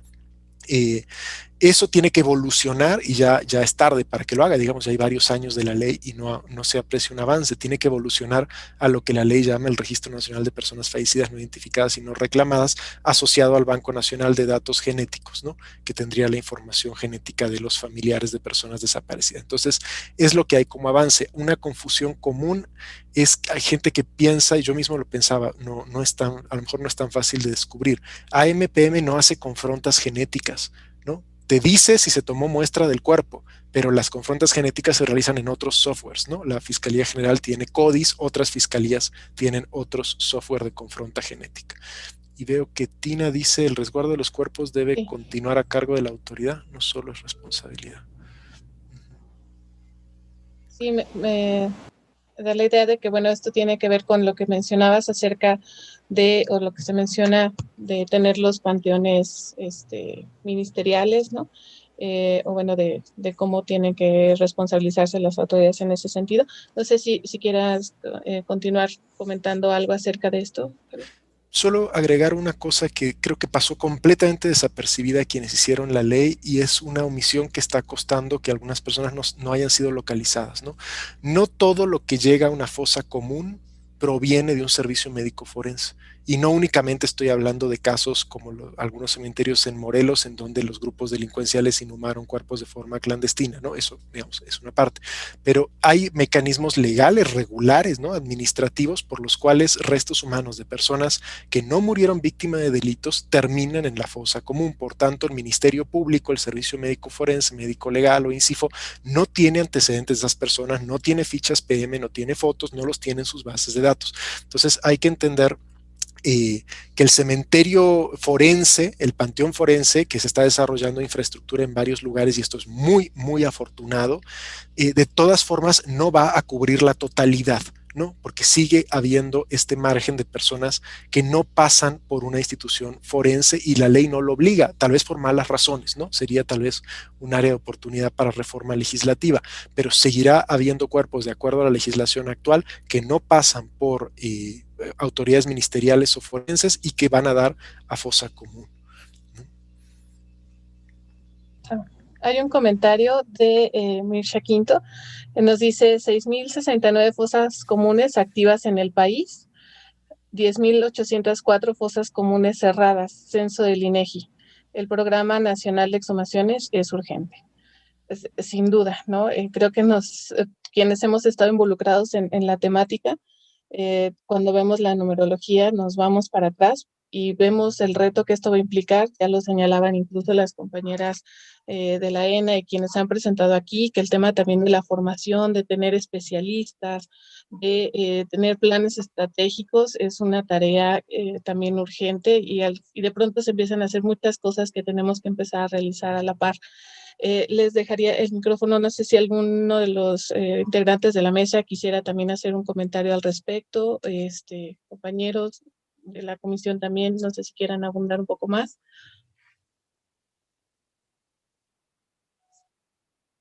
Nos quedamos un poco fríos, ¿verdad? Con la problemática. Adelante. Bueno, a mí solo me gustaría agregar que precisamente para esto de los planes de exhumación, identificación y restitución es sumamente importante un equipo integral e interinstitucional y multidisciplinario. Es decir, cosas que hemos aprendido dentro de la comisión es que generar equipos que tengan de diferente formación y diferentes disciplinas hace que la investigación sea mucho más nutrida, y también la comunicación interinstitucional es muy importante. Poder tener enlaces en las diferentes instituciones, no solamente en la comisión, también en fiscalías, en panteones, en gobiernos municipales, etcétera, con las mismas universidades, es sumamente importante para que la investigación funcione y la localización de las personas y restitución de sus cuerpos también funcione. Es lo único que quería agregar. Muchas gracias, Anité. A mí también me gustaría agregar algo. Adelante. Perdón por la interrupción. Algo que me gustaría como dejarles como en la mente es que a pesar de que es muy urgente el Programa Nacional de Exhumación, y sí que lo es, tenemos que estar conscientes de que se tiene que ser adaptable a todos los estados. Como les comentamos, por ejemplo, en nuestro caso lo hemos analizado en el Panteón Civil de Dolores, pero como bien dijeron las cifras, hay demasiados panteones y cada uno tiene escenarios diferentes. Pueden ser fosas comunes individuales, colectivas, en las que hay demasiados cuerpos, puede ser hasta 100 cuerpos en un solo lugar. Entonces tenemos que estar conscientes de que es un gran reto y además de ser urgente, no porque sea urgente, tenemos que hacerlo como apresuradamente, sino requiere como dedicación porque obviamente trabajamos para dar con la localización de las personas. Entonces tenemos que estar como conscientes de esta situación. Y ya, gracias. Gracias, Yadira. Hay una pregunta de Denis Ramírez. ¿Con qué instituciones podrían hacer un vínculo para revisar los mecanismos en los cementerios de cada estado? Pues es una gran pregunta. A ver, la Comisión de Búsqueda de Coahuila y el gobierno de Coahuila están acercándose desde el gobierno estatal a los panteones municipales, ¿no? Pero también hay que entender que por cómo está diseñado el diseño competencial del Estado mexicano, los gobiernos municipales pues son en ese sentido autónomos para regular sus panteones, ¿no? Es una competencia que es de los municipios. Entonces, se tiene esto que trabajar a través o bien de legislación estatal que homologue, pero eso sería contra la Constitución, ¿no? Entonces, tiene que ser acuerdo, digamos, político, en el sentido de convencer a los regidores, a los presidentes municipales, de que una homologación de los formatos de panteones ayudaría a encontrar personas desaparecidas, a tener orden, a concentrar información, ¿no? Porque legalmente, pues no hay forma de obligar desde el gobierno federal o desde el gobierno estatal a los panteones, que dependen de los municipios, a registrar de una forma y no de otra, ¿no? Bueno, así está, pues es una competencia del municipio. Entonces, lo que nosotros estamos intentando desde el protocolo homologado de búsqueda, que emana de una ley general, ¿no? Entonces, en ese sentido, atraviesa las competencias de todas las instituciones de los 3 órganos de gobierno, es que haya, eso viene en un anexo al protocolo, ¿no? Perdón, viene en un transitorio del protocolo, un mínimo de datos que todos tengan que capturar, ¿no? Y llevar eso como un evangelio a cada panteón municipal de este país y decir, mira, hazle como quieras, pero no captures menos de esto, ¿no? En algún lugar tienes que registrar dónde lo pusiste, cuándo llegó, si tienes el nombre, cómo se llama, si es hombre o mujer, si tienes la edad aproximada, si tiene una carpeta de investigación, ¿no? Lo mínimo para poder reconstruir una trazabilidad de cada entidad inhumada. Allí insisto con entidad porque pueden ser cuerpos completos o miembros amputados en hospitales de personas que sigan con vida o hayan muerto después de las amputaciones, etcétera, ¿no? Entonces, la fosa común en algún sentido opera como un concentrador y revuelve tanto restos, ¿no? como entidades de naturaleza distinta para efectos de búsqueda, ¿no? Entonces, ¿con quién hay que coordinarse? Pues con los municipios, ¿no? Con ese nivel de fragmentación en la jurisdicción de nuestro país. Y está súper difícil. Realmente es un desafío muy, muy grande. Pero bueno, ahí vamos. El próximo año vamos a 5 entidades. Esperamos que reaccionen bien, ¿no? A lo que el protocolo trae y ellos mismos sientan que tiene utilidad homologar sus registros y concentrar la información. Donde sea que haya luz, pues también pueden ser instituciones muy pauperizadas, ¿no? Entonces, bueno, donde sea que haya el potencial mínimo de infraestructura para subirse una estrategia de registro electrónico unificado, homologado nacional, pues queremos desarrollar en esa dirección.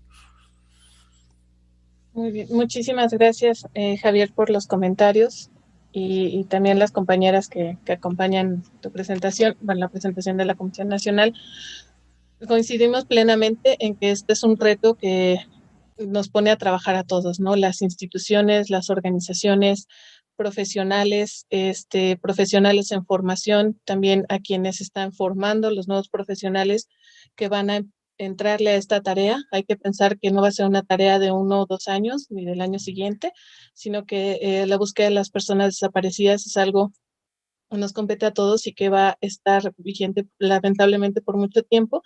Y si pensamos en las problemáticas que hemos visto aquí del Programa Nacional de Exhumaciones, el solo registro, la documentación, el abordaje en materia de exhumaciones en fosas y en sitios de enterramiento clandestino, eso nos coloca con una carga importante de trabajo por hacer.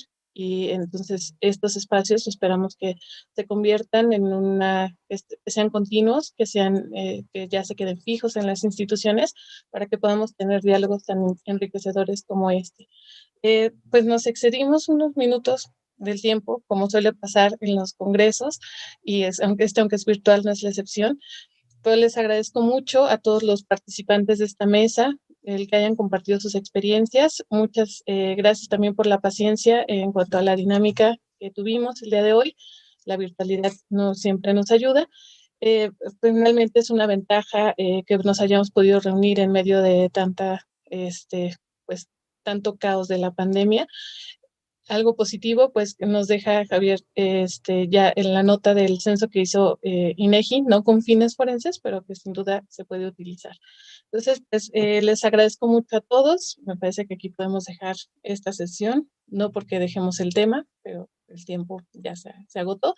Y los esperamos en la mesa de la tarde, que es a las 3. Recuerden, hay que ingresar por la plataforma y vamos a tener la misma dinámica del link en YouTube.